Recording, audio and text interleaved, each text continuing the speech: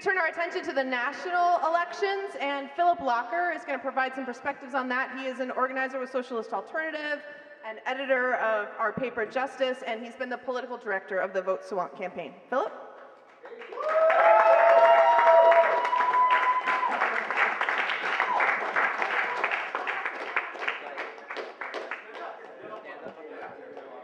Hey, well, just to let everyone know that the main speaker tonight, Shama, will be speaking shortly.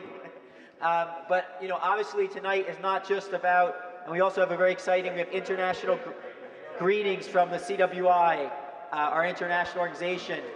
But obviously, these are incredible results that we just got here in Seattle. But we have to recognize, obviously, that it's taking place in a broader context of these national elections, which are decisive, and everyone, our friends, our family, our coworkers are going to be talking about it tomorrow. And I think it's really important we take a step back and look, what does this mean? It has never been clearer. It's always been the case that big business, that the super rich has owned the political system in this country. But has it ever been clearer? Has it ever been more blatant and obvious? Have they ever done less to hide that in our lifetimes? Over $3 billion was officially, it's probably more, spent on this election by both parties. We've seen the madness of the super PACs, of the Koch brothers, and the various billionaire sugar daddies for different Republican candidates. Unfortunately, Rick Sanatorium did not get the nomination, but he had his backers.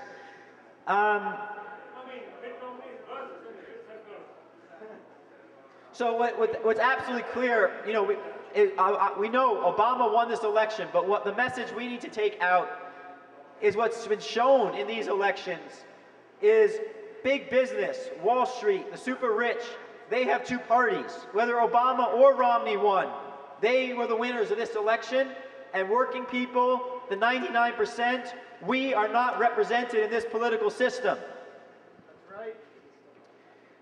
And it's long overdue that we have a political voice, a voice for the 99%, a party for the working class. Now, there's enormous discontent and anger in this country, and against all the cynics who say how conservative the country is. We've seen in these election results the shallowness of that argument. But we saw what really there's been anger and discontent building for a long time. But we saw that burst to the surface in 2011. 2011 broke the dams open with the Arab Spring, with the revolt in Wisconsin and Occupy Wall Street. And it brought to the surface what everyone knows, but no one was willing to say, except for socialists, that there's a class divide in U.S. society between the 1% and the 99%. And that got an enormous echo. 2012 has been different, but it's not because the mood has changed. The same anger exists. In fact, that anger is deepened. There's no one, you go find me someone who loves Wall Street, who loves the insurance companies, who loves the political representatives. There's massive hatred and discontent in the country. In 2012, that anger was funneled into the safe channels of the presidential elections. They had a safety valve, and we did not see big movements. But we have to ask why, obviously millions are going to draw a sigh of relief that Mitt Romney and the Republican extremists have been defeated, that they're not going to take the White House. And we sympathize. We understand why millions are going to breathe a sigh of relief that these right-wing zealots are not going to take power in the White House. But we have to say clearly, Obama and the Democrats do not represent any fundamental difference. They're also a party of big business and Wall Street.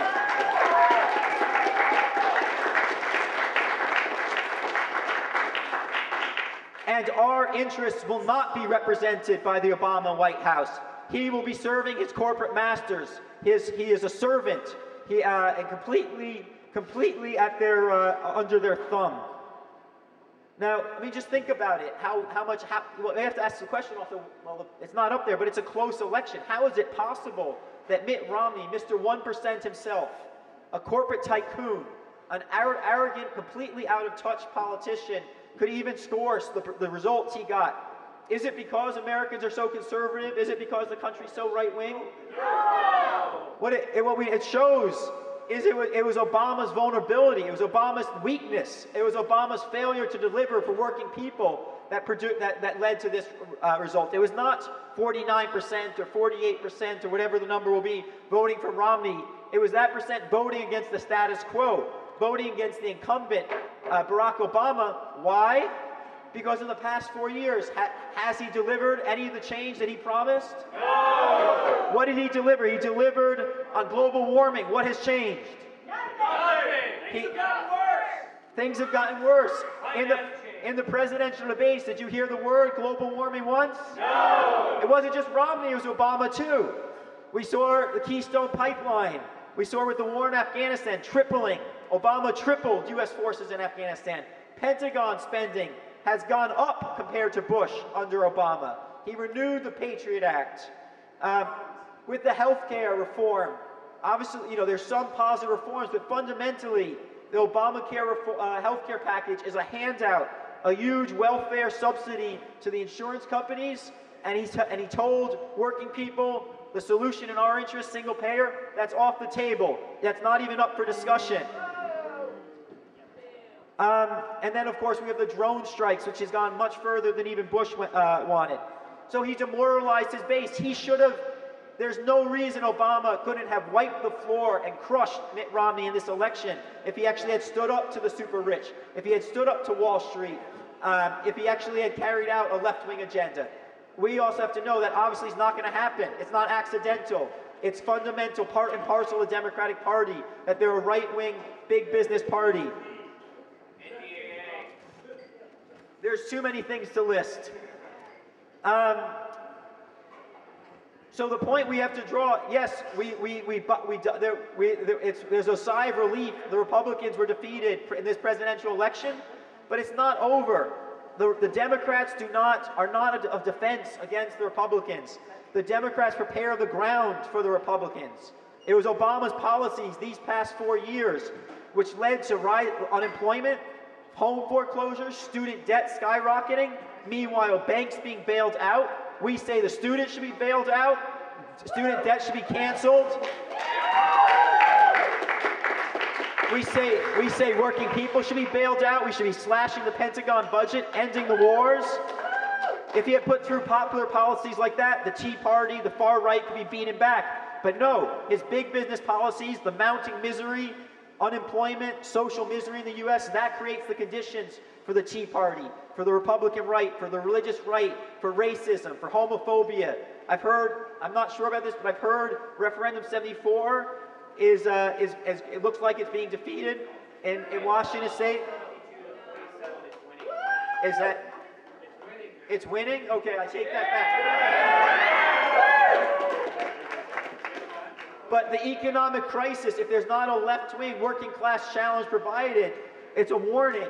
The right wing will tap into that anger. They will mobilize it against LGBT people. They will mobilize it against women and people of color and immigrants. And that's why it's vital we build a left-wing fighting alternative to the Democrats. We cannot rely on the Democrats, and we have to use the time we have now that Obama's been reelected, to go on the offensive and begin building a much more powerful left-wing working class challenge to the Democrats and the Republicans.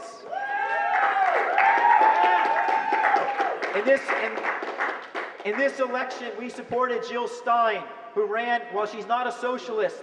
She ran as the strongest independent, anti-corporate, left-wing candidate. We still don't know the full results, but it appears that she's gotten a relatively low vote. That's okay. She planted some seeds, and her campaign, like our campaign, is the music of the future. It's the trend. It's what's going to be coming. So the perspective, what we have to look forward to, is 2011 was just a foretaste. It was just a sample of the struggles to come. All around the world, we're seeing working people moving to struggle. Our next speaker is going to talk about that, but general strikes in Greece, in Spain, in Italy, in Portugal, soon in Italy. The Arab Spring, the struggles here in the United States are not going to be that far behind. There's enormous upheavals and revolts on the agenda in the United States. And in that ferment the question of a new political voice, a voice for the 99%, for working people, will increasingly be put on the agenda in the next period, and we need to capitalize on that. That's right!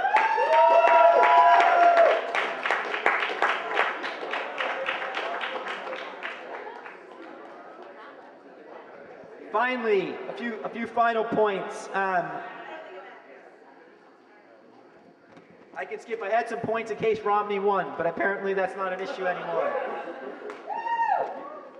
But I do have a message to some of our on the Jill Stein campaign. If Romney's here, time check.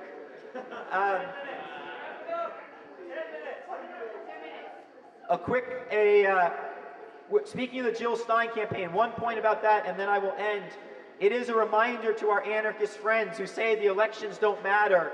An unfortunate part about these elections is it does look like Gary Johnson, the right-wing, anti-worker, Libertarian Party candidate, has been the main independent third-party beneficiary of the discontent in this election. These are preliminary results. We don't know the full picture yet, but it appears that he's getting around 1%, and Jill Stein is getting around 0.3%. And what does that tell us? It tells us that there's inevitably, under the Democrats and Republicans, there will be mounting anger and a search for solutions outside the establishment. The establishment is discredited. That's right. If there's not a left wing, a fighting, credible left-wing working class challenge, the right will take advantage of it. The idea that we can ignore politics, the idea we can ignore the elections, what does that mean? It means you're giving a handout to the libertarians. It means you're giving a handout to the Tea Party, to the racists who will mobilize that anger.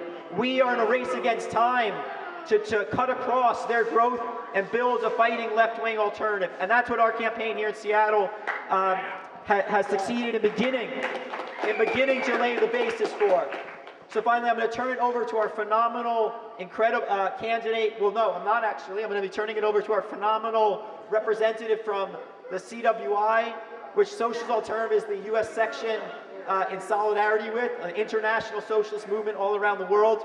But I want to first say just an enormous thanks to everyone here, to all the supporters who supported in every way you supported, no matter what that looks like.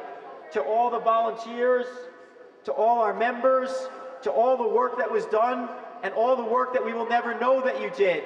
All of that made an enormous difference, and nothing we did would have been accomplished without that.